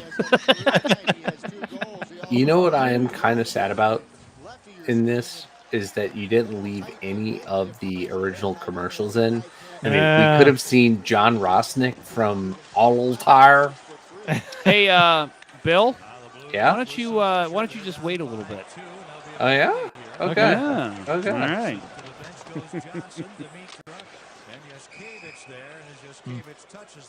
Yeah, we got another penalty coming against Toronto. You know, there are YouTube videos that have like hours of 90s, 80s Channel 11 commercials, or St. Louis commercials. It's fantastic. They'll cut out the actual show and just have the commercials, and it's amazing. Yeah, there's live YouTube of all 90s commercials all the time. It's fantastic. Shane Corson, former Blues captain. Holding penalty. Not the stick, just holding. Even a pessimistic person optimistic. Yes, absolutely. Blues coach Joel Quenneville. I'm pretty optimistic. But I'm thinking, at this point, if I'm a Blues fan, I'm thinking 5-2. I'm thinking we need one more to make this a realistic possibility. You know, down by 3, that's rough. Down by 2, you know, you're always in it. Yeah, but if you're down by 2, there's the McKinnis bomb.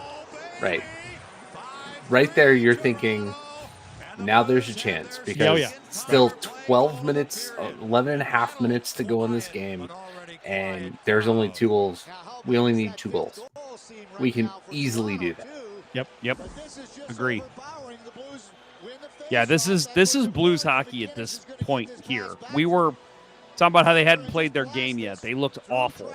They're starting to ramp it up here. This was, and again, I've said this before, 2001, that is my favorite Blues team of all time, except I guess maybe the Cup year. But man, this team, they were relentless. They just never gave up.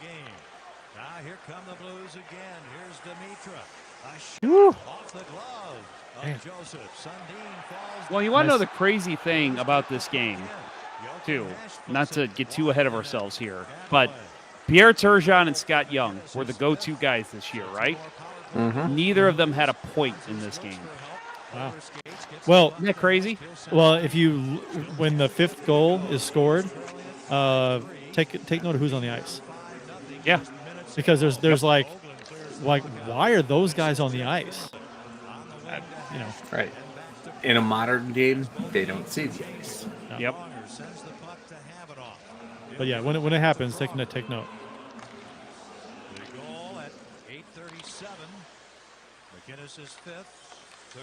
So 5-3 Blues. I'm sorry, 5-3 Maple Leafs with about halfway through the third.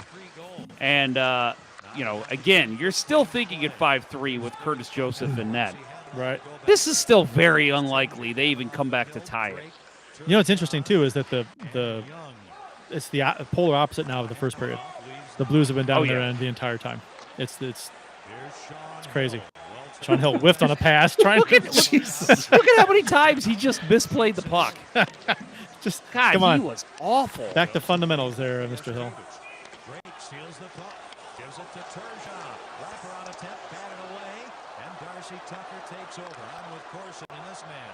And I mean, I get it too. Toronto's not, they don't need goals. They need to play solid defensively, and they're not doing either.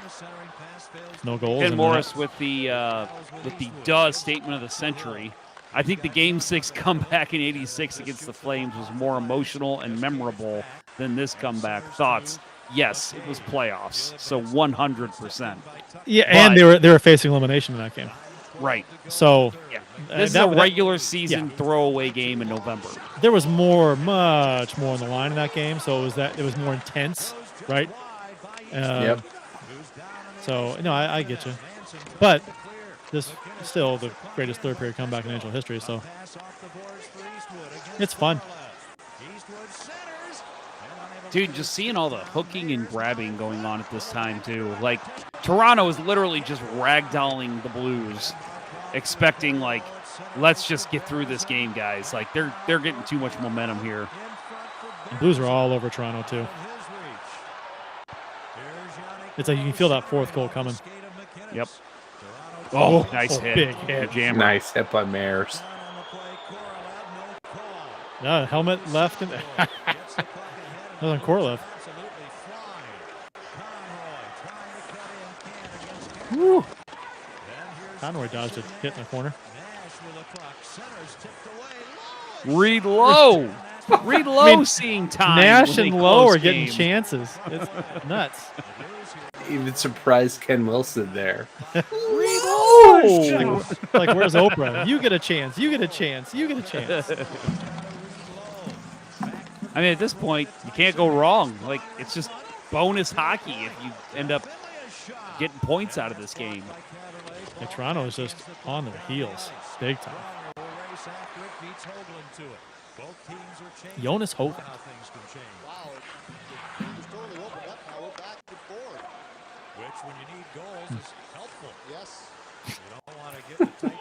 Some hard-hitting analysis there. Ooh, I'm surprised. That could have been a penalty. It could have been. A little trip there at the Blues blue line. The Leafs the last couple of shifts have had a little more jump. And that play is offside. The puck comes out. 7-11 left in the third. Blues trail it 5-3. I don't know if you guys saw it, but the great Blues head coach, Mike Kitchen, was just shown on screen. Greatest head coach in team history. Mm-hmm. Oh, I don't know. We'd have to debate that with Mike Yo. Kitchen was worse. Kitchen was worse. Granted, Kitchen had worse teams, but his teams looked completely lost. Completely lost. They didn't have any offensive structure at all. It was get the puck in and do something cool. I feel like that was his coaching strategy. DDD up the boards. Yep. Every time. Oh, and he always sent in another defenseman. Like he would send in a defenseman on every rush, and then have a winger play back. And it's like, what is the point of that?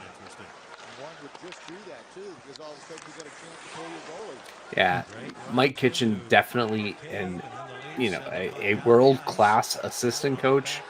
Oof, no head coaching, chops to him whatsoever. I'd be shocked if he ever gets another head coaching job. No, he won't. No way. Is he coaching Morris, now? No, I think he's assistant coaching somewhere. That's what I'm saying. Yeah. That's what I meant. Yeah, he was on one of the teams that made a deep playoff run not too long ago. With me streaming the game, I'm afraid to look anything up. So if you want to look that up, go ahead. Ken Morris, our resident Nova Scotian, says, any games the Blues beat Toronto was special to me. I totally get that. Well, they went 2-0-1 versus them this season. So, right. Well, they tied the first game, won this one 6-5, and then won the last meetup 2-1. I think it was something like that. So at this point, the Blues haven't scored in a while, and there's only 6 minutes left in the game. So you're kind of thinking, getting worried now, right? Yeah, right. This ain't gonna happen. All that momentum dried up. Well, I think as a fan, I'm thinking, okay, just get one before the 2-minute mark, because then you get 2 minutes to get that last goal. You can pull the goalie. Right. In today's era, boom, and there's a goal. Hanzu scores. Michael and Kim Wilson Hanzus. can't believe it. Kim Wilson can't believe a lot of goals. Right. Pavel Demitra, Bryce Salvador with the assists. In today's NHL, I think 50% or more of coaches would have pulled the goalie at the 8-minute mark in this. Yeah, right? maybe. This was a great pass. A little bit of lucky bounce off the defenseman, but this was a great play by Demitra. That's what I was going to say. What's the defenseman doing here? He's trying to block the shot. Well, he's trying to block it. And it goes off his knee. But I mean, tie up the stick. You don't have to worry about it. Well, he doesn't. I don't think he knew where Hanzus was. He's behind him. Still, a little lucky bounce. All of a sudden, nice now sphincters are clenched. Yeah. Yeah. Man, the Toronto players, I mean, it's like you're getting the Blues are just coming in waves. Like, and listen to the Chris crowd. Pronger just had a listen to the turnover. crowd. They're just, I bet you there were a lot of Toronto totally fans that turned the game off because they thought they were going to win. Yeah. That should have been a hook. They find out later we Good lost that game.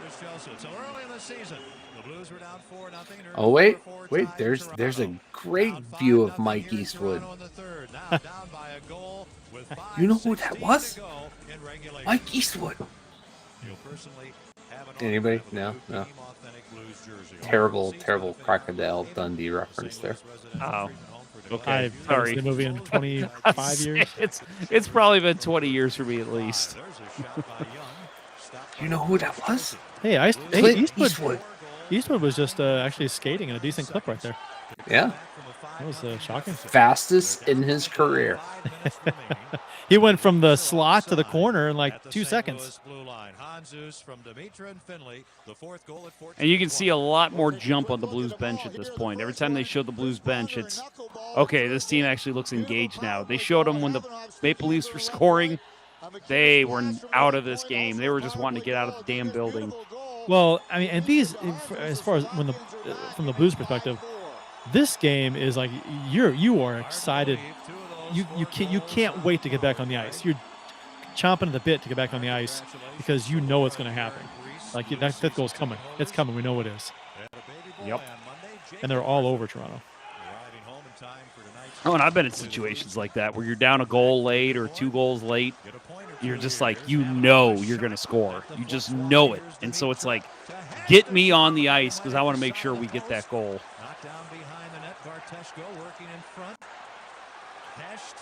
Well, there were just Blues falling all over the ice here. Toronto's hooking the hell out of people, too. Yeah, they really are. And the referees don't want to call anything because they don't want to be the reason the game changes. But that's the argument, right? Not making the calls just as bad as making the call. Yep. Against Toronto with 4:22 to go in the third. This is supposed to be a team that brought in some veteran leadership. 4:22 to go. Right now they had a 5-0 lead, and now they're just throwing the puck away all over the ice. Federico talking trash. And the Blues just get to the boards quickly when they're trying to clear it around. I mean, we just saw Pronger just step in. Like, I don't even give a shit. We were down 5-0. I'm just going to step in and try to make this play. So it's like a power play unit here for the Blues. And it looks like Toronto doesn't know what to do. They don't know whether to play D or try and go for the next goal. Every time they get the puck, they're just trying to clear it out, too. They're not even trying to carry. Right. There's had they gone for the jugular, easy for me to say. Had they gone for it, I think this is again a different outcome, right? But they they got confused. They got cocky when they got the lead, and then they couldn't figure out how to contain the Blues the rest of the game. There's no worse feeling either than to be on the receiving end of what the Blues are doing. You had a big lead, and then they're coming back, and you can't stop them. Yep. And they're coming in waves. You can't slow them down. They just keep coming. You're like, what's going on? Eastwood shooting right into somebody's chest. Nash, the diving backhand attempt. Look at that. Nash is on the ice with 3 minutes to go, down by 1. Sean Hill is on the ice. Yeah, it's weird who Quenneville's putting out there. I mean, but they're getting chances. Yep. I don't think it matters. Hotard 12. No one would put you on the ice, Ponder. I'm the captain, so I'm putting myself on the ice. Oh man! Right into his midsection. Way to take up space for Joseph, though. That was. And look at Quenneville. Like Quenneville, to me, we used to call him Joel. Even my wife can't make me smile. Quenneville. That's what my whole family called him. And look at how animated he is there. Like, he is getting so animated. When he was a Blues coach, he really was not that animated. There was a couple times he'd get angry. I remember that time he threw a stick on the ice. But, like, in this game, he is into it. You can tell Joel Quenneville wants this win. Oh, I mean, it doesn't matter if it's a regular season game or not. It's like you're down 5-0 and you got a chance to tie it. I mean, you want this. It's exciting. This is why you play the game. This is why they play the games. That's right. So Blues get a power play here with 3 minutes left. McInnes, Dimitra, Pronger out there? Yeah. Ooh. Brian McCabe just Hanzus. cross-checks Hanzus down. Hesh, Hanzus, Dimitra. I think it's Pronger and McInnes. Oh. Yeah, that's reminiscent of Jocelyn Tebow breaking his hand on the McInnes slap shot. Chris Osgood breaking his finger. It wasn't even a one-timer. Yeah. Golly. That's the amazing thing. Watching McInnes, right? Nobody wanted to get out there to try to cut him off and block that shot. Well, and the fact, too, that he received the pass on his backhand and in the same motion just turns, winds, and shoots. Right. Like, that's a lot harder than people think. It's a wooden stick, too. It's a Sherwood. Sherwood. I had a Sherwood. I have a Sherwood McInnes out in the garage. Puck just explodes off Hanzu's stick off the Pronger pass. Yeah, I mean, at this point, the Blues are just rolling this power play out. Pronger and McInnes are not leaving the ice, and you just feel like this goal is coming on this power play. Yeah, tell me the Blues don't really want this goal. Yeah. Regular season, I don't care if it's regular season. This is, I mean, they want this. Hotard 12 might bring up a good point here. Sean Hill is better than every one of our current defensemen. Hotard, you have officially won comment of the show. Very nice. I don't know. I like Rosen better. Oh, I forgot Reed Simpson was a Blue this year. Jeez. They have which skater has been the most impressive newcomer to the Blues, and Reed Simpson was part of that poll. Wow, forgot about that. Havanov was got a vote. Havanov was 41%, right? I Shots on goal, 14-3 in the third period so far. In this period, Pronger goes down. Blues have the power play, 2 minutes to go. Can they force overtime? Trailing by a goal. They were down 5. Can they force overtime? We'll see. Man, Drake was all alone in front. How does that happen at this point in the game? That's why you're allowing 4 goals in the third period. Right. Leaving players all in front. Remaining in this penalty, the Leafs send out some fresh penalty killers. The Blues not worried about being fresh. McInnes still out there. Corson intercepts. Corson on his backhand, stopped by Pronger. Pronger absolutely not. One hands him. One hands him. And it probably hurt. The save by Johnson. Pronger swaps the rebound wide, and McInnes takes over. That's what I love about leaves the Pronger. ice. He was on the entire power play. Last 15 seconds, he leaves the ice. Ooh. Yeah, I forgot about that. What is it about Toronto and too many men penalties? Yeah. It just always goes against them. Yeah, that's huge. I mean, there's a minute to go. I am going to turn the volume up here, and we are going to enjoy. Then Hess to Dimitra. Can the Blues tie it? 44 seconds to go. Dimitra pass knocked away. Back for the puck. Eastwood. He'll backhand it into the corner. Way to go, Eastwood. Here's Tyson Nash. He gets tripped. Eastwood, Nash. No penalties here, folks. Sundin in the corner. Hits Nash. Nash heads for the net. Leaves the puck. Eastwood a shot. That's blocked. Cavanaugh shoots and scores. Unbelievable. Oh, baby. The Blues with 24.4 seconds remaining tie this game at 5 in one of the most dramatic comebacks in Blues history and maybe in NHL history. Incredible. Kenny, this is Eastwood, Nash, and Dimitra up front. Kavanaugh, and who's the other defenseman? I mean, that's not your A lineup out there to tie the Now, game. granted, I will say, Pronger and McInnes were just out there for about 4 minutes. Right. I know. Pronger went off with like a minute to go. But with how much? Let's see. 4 minutes and 51 seconds. The Blues scored the first Good thing, goal too. to make it 5-1. Kavanaugh scores. And now it's 5-5, Kenny. That is absolutely Yeah. unbelievable. I mean, yeah, and the call from Wilson, just iconic to me. I mean, I know that this was in his later years where I feel like he overused the "oh baby," but this perfect game, placement there for it. Yeah, this game, perfect. You are absolutely correct.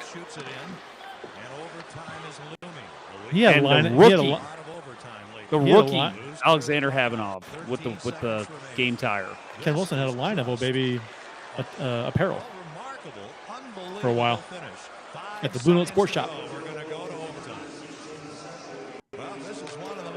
David Miner says 38 Pavlomitra should be hanging in Enterprise. I've said before that people want to who's the next Blues player to be retired? I'm like, if you're going to retire somebody, I think it should have been Dimitra. Not long after plane crash. Yeah. But they kind of waited too long now. Yeah. Here we go, Bill. That's a good commercial. The bowling commercial. She's up now in the 10th frame. Needs 2 strikes to win the match. Was it if bowling were hockey or Just like that, she got hockey a great mindset or break something like that? crossover, but she'd like to have this final strike. Look at She was striking a I think it's bunch in staring her practice. down. That's great. Love it. Well, Bowling would be better if it were hockey. Bowling would be better for a hockey. She Yeah. ends up with a very difficult spot. You imagine it. Oh, that's beautiful. I like that you left that in there. That was for you, Bill. I appreciate you. That's what you Kate472 appreciate, says, man, I missed Kenny Wilson's voice. Yep. Me too. I'll tell you, I felt like I was a child again talking to him when we had him on the show because, just hearing his voice, I'm like, oh, this is my childhood. Get him and Jack Buck in a room, and that's my childhood. Well, Ken Wilson did so much stuff besides Blues hockey, too. He did Cardinal baseball. He did ESPN work. Tons of stuff. Yeah, he was on the ESPN call for Monday Night Miracle. He was. You're right. He was. Yep. Matt Harris, you have never seen this game, I'm guessing. Let us know what you think. Anyone else who maybe is watching live with us right now, if you haven't seen this before, please let us know what you think. Is this exciting? Is this fun? I mean, how cool is this to witness? Home games have been in overtime. Their record 1-1-3. The Blues I'm going to go ahead and turn the volume up here again for overtime because it ends pretty quickly here. Oh, yeah. Usual to Toronto. 4 games ago at home, they lost in overtime to Philadelphia. And what is Toronto doing here? Both teams have a point. So the Blues are just playing with 34 it. points. No matter what happens in front half, he scores! The Blues win it! It is an unbelievable finish! 6-5. 18 seconds into overtime. The Blues win it 6-5 on a goal by Jochen Hest in a game that they were trailing 5-0 in with 15:10 to go. It has to be one of the greatest comebacks the Blues have ever had, and maybe one of the greatest comebacks ever in a National Hockey League game. Where are the stat people to tell Kim Wilson that it is? If this happens, this is the greatest comeback. It was so well. The problem They went is to Coles. they had to score it at a certain time, and I remember them saying it was the greatest comeback of 5 goals. I think it was by 3 seconds. So it really is that tight that there was another game that was that close. Well, once they scored. Okay, so once they scored the. Okay. I say once they scored the first goal, then the clock's ticking, right? 5 goals in a certain amount of time. Yeah.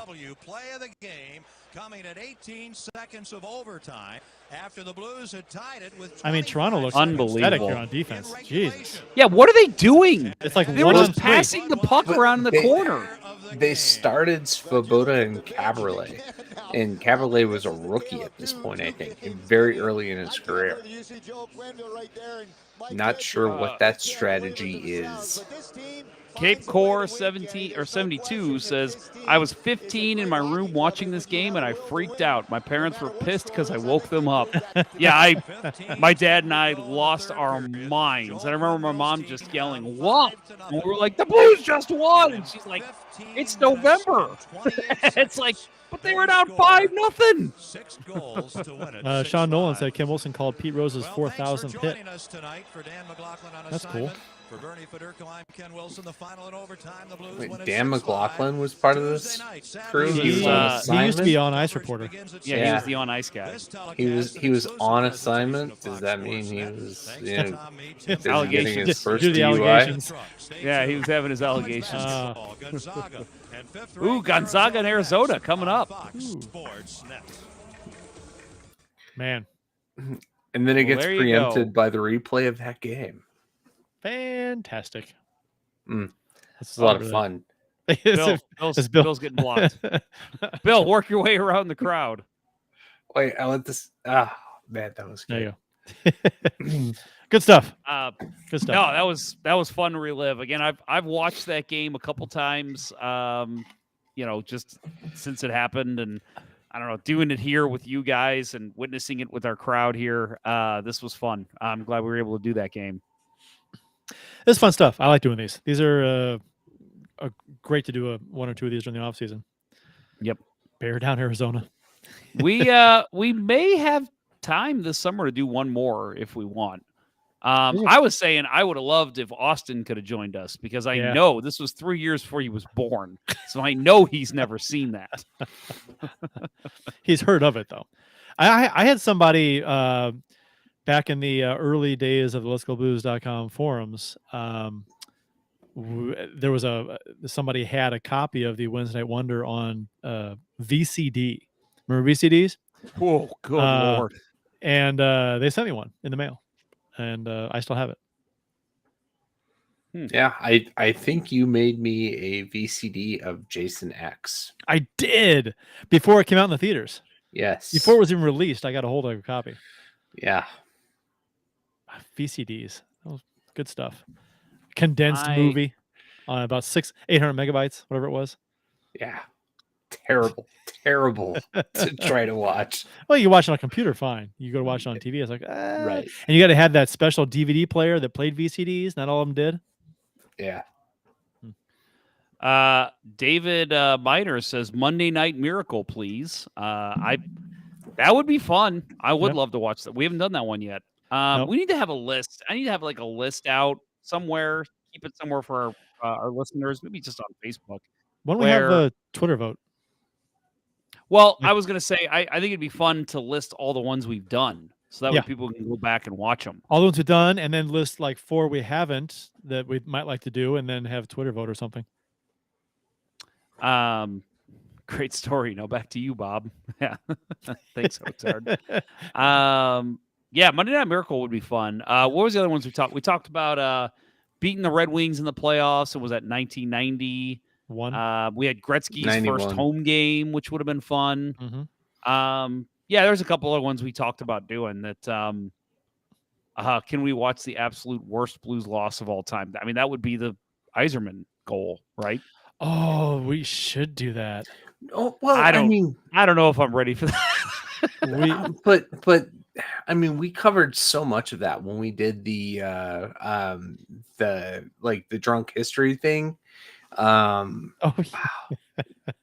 Dude, that was just 2 years ago, right? Yeah. Well, we did that. That's true. That's right? true. That it was Yeah. what was the We did. locked on? No, not locked No, on. it was God. the puck. What was it? The Puck hockey- stories. Puck stories. Yeah. Oh Yeah. yeah. And That was we talked about that season, right? That's what it was. Yeah. Is that still around? Puck stories? I don't know. That was fun. Drunk That was history, great. but That was great. reliving a season. That was good stuff. That's a Yeah. great idea. Great, fantastic idea. Yeah. Man, I guess we could. I don't have it, but Game 7 against San Jose in 2000. That would be another one that would probably make me cry because I still have not watched that game again since I watched it live. Hotard 12 says it's X, not Twitter. It's always Twitter. It's Twitter. Yeah, did you notice they don't say calls it X. retweet anymore? It's repost. It's repost. So stupid. Yeah, get the hell out of here. And TweetDeck's gone, motherfucker. I know. That God, shit pisses me off. Well, it's not gone. You got to pay for it. Fuck but it's that. like I'm not paying for it. I'm not paying for it on a dying platform. Yeah, it's just. I mean, TweetDeck was so nice for content creators and contributors and stuff. I don't know. Sucks. Well, Matt Harris, you come up with what the worst Blues loss of all time is. It might be fun to do one where they just got their asses kicked in a regular season game because then I'm not going to be as emotionally invested. I would say off the top of my head, I was like, oh, we should do the game where we beat the Red Wings like 10-2. But then it's like, nah, after a while, it's like, there's another goal. There's another goal. Yeah. It's not very fun. Yeah, the closer games are more fun. Didn't Backus have 4 goals in that game? Almost had 5? Yeah. Yeah. And wasn't that one of Drake's last games with the Blues? Maybe. Probably. And then he wound up going to Detroit. Yeah. And then they started sucking. I don't know. Coincidence? I think he won the cup. Yeah, he won the cup in Detroit his first year. Yeah. Well, first year back, which just pissed me off even more. We'll have to have maybe have Twitter vote. Yeah, we could do that. Or whatever. Take a look. I've got the schedule up for the rest of the summer. We could rewatch the not the Sarah Palin game. Oh no! What about the Cadre game with the water bottle? Oh God! Redo that. Cadre game I would watch. That would be fun. The Sarah Palin game, I don't know about that one. That would probably just piss me off. I'm Game pretty sure 7 I was versus there for Dallas that. 2019. Oh well, yeah. I mean, that'd be a hell of a one to do. Oh yeah, that's a good one. We would really have to cut that one up because that went to 2 overtimes. We're not going to do the whole game. Right. Yeah, so we basically got 4 weeks left until we have our season preview show, which is, hey, that's exciting to say out loud. St. Patrick's Day Massacre. That one too. That would be a do that great one. game. But yeah, so we've got coach and utility that we still need to do for the all-time team, but we have 2 spots open for summer, so we could do one more of these if you guys want. I'm always up for these. Okay, let's plan it. Let's maybe you're right. Maybe we let you vote. That's a good call. We'll put something out. The 4 of us with Austin, but he's not going to have any fucking clue about Blues history. We'll come up with 4 games and we'll put out a Twitter vote and let people decide which game we should do a mystery hockey theater of. Hotard is I think it's the award for the most anal listener tonight. It's a poll, not a vote. Well, I can tell you, we all know you know how to work a poll. So well, we all know he knows all about anal too. Yeah, well, it's, yeah, but what do you do in a poll? You vote in a poll, don't you? Do you not? Oh goodness. Well, this was fun. You hold an election. Oh, right. David Miter said there's only one more. It has to be Monday Night Miracle. Well, we've done these in the past a lot. Yeah, so we'll keep doing them. Yeah, I'll say we'll do them over the summer a lot. So I'm actually shocked it took us this long to get to one this summer. Did we I think we do just the didn't first one think was about over it. COVID, wasn't it? Maybe Did we do the first one over COVID? I bet if you go on YouTube and type in Mystery Hockey Theater, Let's Go Blues Radio, they'll all show up. So we've done it. I want to say we've done 5 of them, but 4 I or could be 5. wrong. Maybe 4. Ken Morris says Bennington's first game with the Blues. That would be fun. Yeah. I'd love Yeah, that. that Philly shutout. Yeah. Was Hart in goal for Philly then? That game? I thought he was. Because it was like Hart was like the next supposed to be the shit. Right. Right. And he wasn't. If I remember that game correctly, though, Bennington's first game, it actually was not an exciting game because the Blues were playing a very basic game and were just get the puck in deep, get shots on goal when you can, don't allow too many odd man rushes. Like, it was not an exciting game. Right. By any It means, was a back to basics kind of game. Yeah. Ooh, Red Bears and 6 goals. That game wasn't televised. Right. So, it was not. so if we could do that, we would monetize it. Right. Yes, yeah. we definitely would. Back in the day, they didn't televise half the games. That'll be. It wasn't televised in St. Louis or in Philadelphia either. So that was. I think that was kind of rare because usually at least one city would televise a game. But usually the away city, right? There's no. Because, yeah, mostly, yeah. Yeah. Yeah, with no video of that game. Yep. Well, this was a fun one. So everyone knows that the Blues went on to make it to the Western Final. We told the story last week. Chris Pronger was on a recent podcast, video cast, talked about Roman Turek's struggles that playoff. And I actually don't remember what the Leafs did that summer, but I can tell you they didn't win anything. So we all know that. But yeah, this was a fun one. I'm glad we did this one. We talked about it a little bit last week, and I kind of asked you guys, like, hey, which one do you guys want to do? But I think we were all thinking, like, let's do the Wednesday Night Wonder. That's a fun one. David Miner says Brett Hull's 500th goal. That's a good one because he scored 2 of them in that game. The first one was one off Mateau, right? Mateau's toe. The only player to score 500 goals twice. Yeah. Yep. Yeah. Because it's so goofy how it worked out too, because everyone in the building thought it was the other one goal was 500, but then he scores. When he scored the next one, they took the first goal away, and then they said, "Now this is his 500th goal." That was weird. David Miner, you. This is funny. You say if you go with versus Phoenix 1999, I promise you won't be disappointed. No, I think that was the first one we ever did. So we've actually done done that one before. Did we do that one? Okay. Yeah, we've done that one. I want to say it was the first one. Okay. So I thought the first one was up. the game 4 sweep against the Hawks. I think that was the second one we did. Was it? Okay. Turgeon. Yeah, great game. Fucking great. Well, because we did talk about how Fuhrer guaranteed, you know, just give me one shutout. goal. Yeah, he guaranteed to shut him out. And Jamie Rivers pulling the puck off the goal line. Yeah. The puck squeaked under Fuhrer, and Rivers pulled it off the goal line. All right, judging by this, Mystery Eye Theater, here comes Shovel Day. We did Blues and Red Wings January 23rd, 1993. We did Let's Relive Round 1, 93 NHL Playoffs, Game 4, Blues and Blackhawks. That was last summer. We did that one. We tried to do Roar Bacon. That did not work. And then West quarterfinals, Game 7, Blues versus Yotes. That was 2 years ago. Okay. And so those are the only ones we've done, actually. 4? So this is technically if you don't count Roar Bacon, this is our 4th one. Okay. And I think Bill, you missed the Blues Blackhawks one. I did. So we do that again.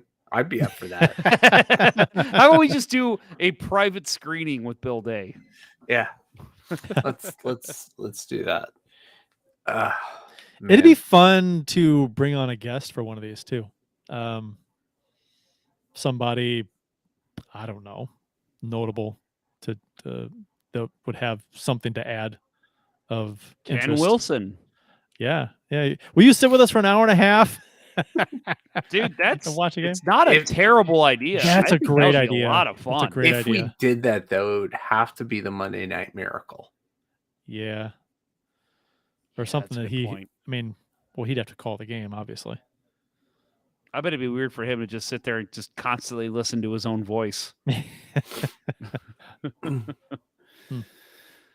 Well, I think that'll do it for the show, guys. This was fun.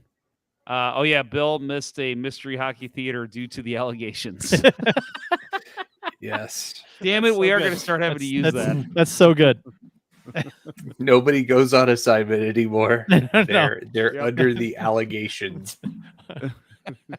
Due to allegations, yes. We have anything else to add before we close her up? No, I'm good. Dave Miner does add Game 5 at Colorado 2022 down the road. You don't get in trouble. I don't think it was a down the road issue, David. Yeah, it was. There was just something weird about that Roar Bacon game. I don't get it. We're not. Yeah, we tried to figure out. At first we thought it was the music, but then there are a lot of other games that have that music in the background too. The Chelsea Dagger. I don't know. And there are other NBCSN, right? There are other NBCSN games out on there that I'm not sure what triggered the flag. I don't know. It made no sense to me. I wonder again if there was maybe some on-screen graphic, like something NBC Sports pops up, or maybe even like something on the boards that is like heavily protected, and that's why we can't see that game. I don't know. You think that would happen? If it's on the boards, you think whatever it is appeared in other games, right? Too. I don't know. I'd love to ask someone from YouTube. Say, hey, why is it getting flagged? Well, maybe there's a plethora of games that can't be uploaded because of whatever this is. Do you know what it is to have a plethora, Jeff? I do not. Forgive him, El Guapo. All right. Oh my! Are you serious, Austin Lynch? You're going to join us now? We are literally closing up shop, and he just jumped in. I thought he was leaving. He went out for the evening. Said he was out. He was going out for the night. He's still under the allegations. He cannot join. Yeah. Austin, are you going to come on screen, or are you just hanging out? Oh, I don't know. I didn't know if I was banished or not. Well, you're due to out for the evening. allegations. You're out for the evening. Was that the allegation? Or 2 hours. Yeah, you've got allegations against you. Where'd you go? Where'd you go? I went up to my old job. I just went up and hung out up there for a little bit at 9 Mile. You hung out in front of the drugstore? Yeah, pretty much. Just waiting for someone to buy me a beer. It's a Cheech and Chong That's bit. what it was. Cheech and Chong bit. Yep. I was thinking more like Jane, Silent Bob hanging out outside the the quick stop. What was it called? Quick Stop. Yeah, Quick Stop. Yeah. Hmm. Well, Austin, I'm glad you joined us. We did the whole game, and it was amazing. So thanks for joining. I'll watch it. I'll watch it before the next show. No, you won't. I know. We're actually talking about doing another one of these before the summer ends. So hopefully you can join us for that one. I hope so. If I'm not. Unless we have a special guest. Oh. I hope you're enjoying your soda, Austin. I am. I'm enjoying my Fitz's. Good. Just wanted to point that out for anybody who sees this. That is a soda. Yes. Which flavor is that? It's pumpkin. I was going to say that's pumpkin pop. It is. And it's way too early for that. No, I know, but it's so good. No, it is good, but man, I can't drink it when it's this fucking hot out. It's almost crazy. September. It's like 20 It's degrees almost in my room right now. So but it's Eight days, 9 20 days? degrees. I'm kidding. Good Lord. I wish. I'm still sweating from walking in my car into the house. Yeah, that'll happen. Yeah. That'll happen. All right, guys. Well, I think it's time we wrap her up.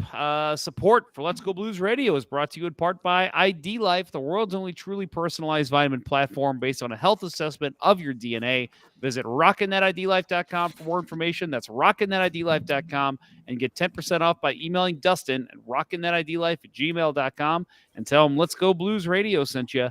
And by Mike Burgoyne from Real Brokerage Realty. Visit strikewithmike.com today for all of your home buying and selling needs. That's strikewithmike.com. And Hotard with a perfect comment as I break into Center Ice Brewery. He says, underage drinking is supported by Let's Go Blues Radio. That is not true. Just pointing that out right now. Not true. Center Ice Brewery is also one of our sponsors. St. Louis's tasty hockey-themed beer. Check out your local beer vendors for availability. That's Center Ice Brewery beer. Please drink responsibly. And not underage. That will wrap up episode 16 of season 12 of the original St. Louis Blues hockey podcast, Let's Go Blues Radio. Thanks for listening, and thanks to those who participated in the YouTube and Facebook live chats during the show. We hope you enjoyed it as much as we've enjoyed bringing it to you, and I will add to my normal spiel there. Having everybody tune in for these mystery hockey theaters makes it so much more fun. So I'm glad everybody was able to join us and have some fun watching this game. Couple New Year's too. New listeners. Yeah, too. definitely. Yeah. I think posting on social media really got some more people in here. Sure. For Bill Day and Kurt Price, as well as the absent producer Austin, but he is here now. I'm Jeff Ponder, and this was Let's Go Blues Radio. Until next time, everyone, let's go Blues. It's unbelievable. Oh, baby. This is your year, Toronto. Go Leafs, go. Go watch Armageddon. Let's go Blues.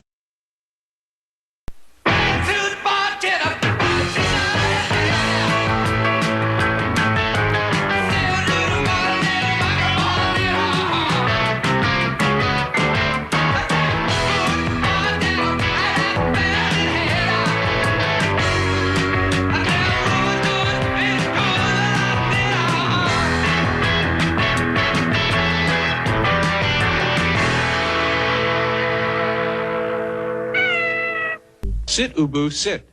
Good dog.